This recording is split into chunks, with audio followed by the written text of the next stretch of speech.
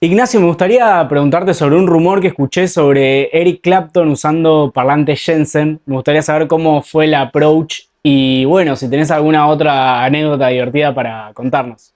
So when a guy called from London saying, I am Mr. Such and Such, I don't remember his name, but I need 4 Jensen Alnico P10Rs, 10 inches. I need 4 of them as soon as possible because Eric has a concert at the Royal Albert Hall in 2 weeks' time from now. And, phone operator says, okay, Eric who? And, she didn't know. But when they told me, I said, look, Eric is Eric Clapton. And yes, we need to give him these speakers as soon as technically possible. There are quite a few of these stories, especially back in those days, and it's fun, it's emotional. Or another story is when Mitch Colby of Colby Amplifications. Mitch is a great amp designer, one of the biggest experts in tubes and in amp designs in the US. He partnered with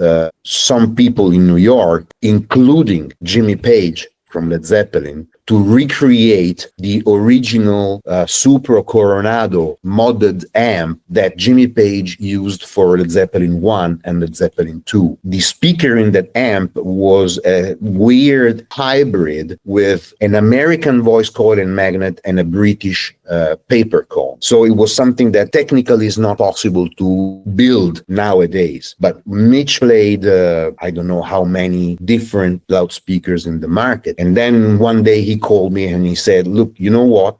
Jimmy Page tested all of the speakers, and the one that sounds closest to his original amplifier is a Jensen P12Q. And I was like, bang, Jimmy Page, to me, he is my guitar hero. That was another of those wow moments that I will never forget. There's one thing that I can share with you.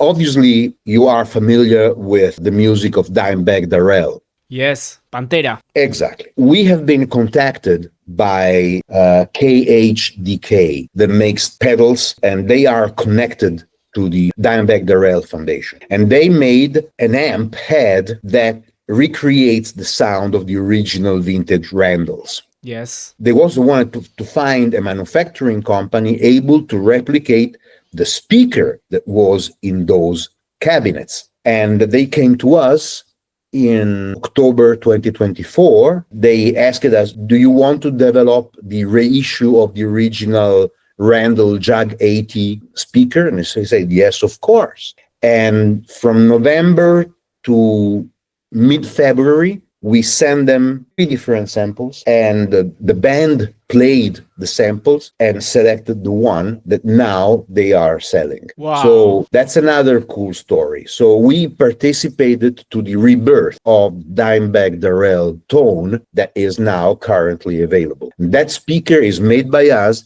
but it's not sold by us. We make it exclusively for them, and they sell amp head, the cabinet with the speaker, and also the speaker by itself. Hay 2 tipos de audio muy buscados que son el audio del Tweed y el audio del Blackface. ¿Nos podrías contar un poquito cómo podemos encontrar esos audios hoy en día y en qué se diferencian?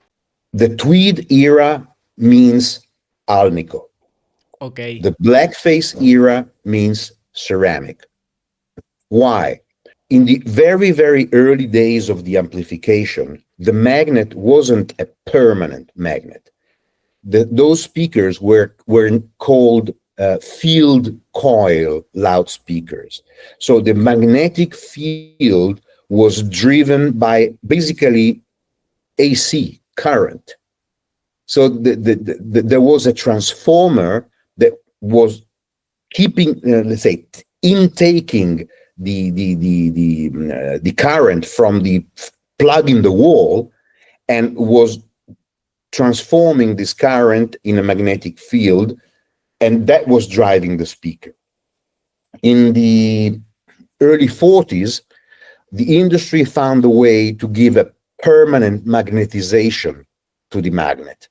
And the only magnet available at the time was Alnico. Alnico is a compound of aluminum, cobalt, and nickel.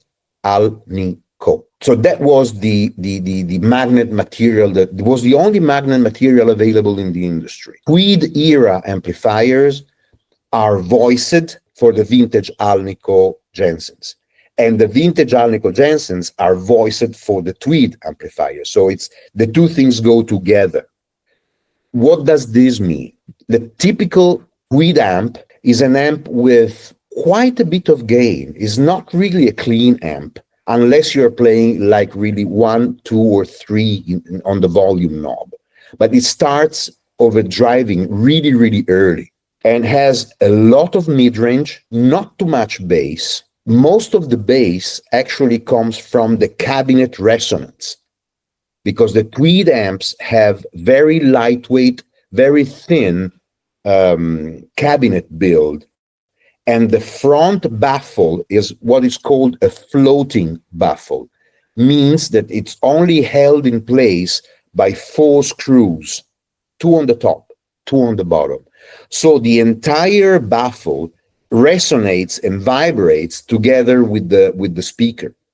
And that is what mostly delivers the bass. It's not really the speaker by itself, it's the interaction of the speaker and the cabinet.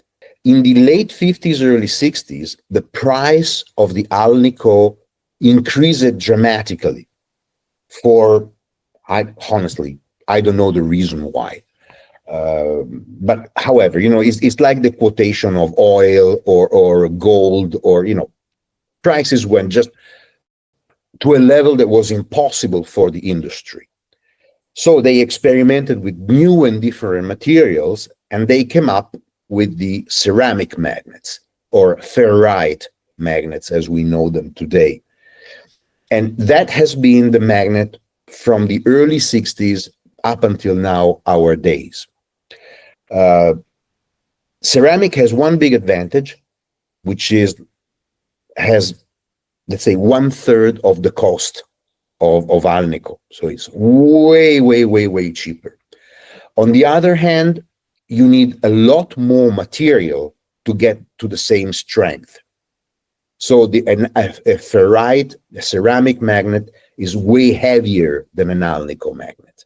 But back in those days, nobody cared about weight. It's not like today. This happened right while Fender was doing the transition from the Tweed to the blonde, brown, and then black.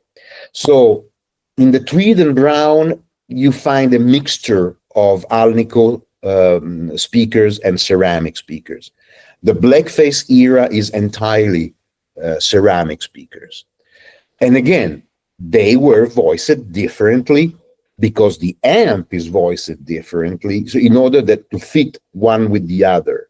So a Blackface circuit is much cleaner, has way less gain than a Tweed one, so has a cleaner tone. Has much less mid-range, it's kind of scooped in the mid-range, has more deep bass and more extended trebles. And the cabinet is also different. The cabinet is thicker, is less resonant, and the baffle is thicker and less resonant. So it relies much more on the sound of the speaker itself. The cabinet contributes to a much lesser extent to the tone of the amp.